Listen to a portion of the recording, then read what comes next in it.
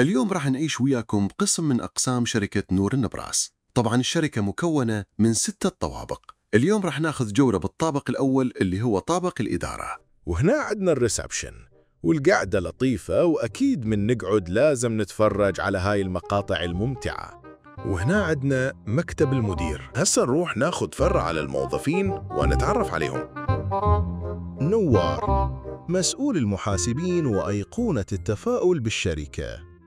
وهاي نغم من قسم الاستيراد، ودايما الطالب بعطلة. وهذا يوسف من قسم إدخال البيانات، وكلمته المشهورة دائماً وردة. وهنا عندنا قسم كول سنتر، دائما هادئين وأبد ما يحجون ولا يتعاركون. هنا قسم المختبرية، يعني التفاعلات والاختبارات والوضعية عالكة فدنوب، فدير وجهك واطلع بسرعة. هنا قسم الصيني، وهذا القسم مختص بكل ما يتعلق بالزجاج اللي يجي من الصين، وطبعا كلش يحبون من أطبلهم، بحيث أول شي يقولوا يبقى السؤال الأهم أستاذ نوار، ليش يتريق ساعة ب12؟ وأخيراً وليس آخراً، قسم التسويق.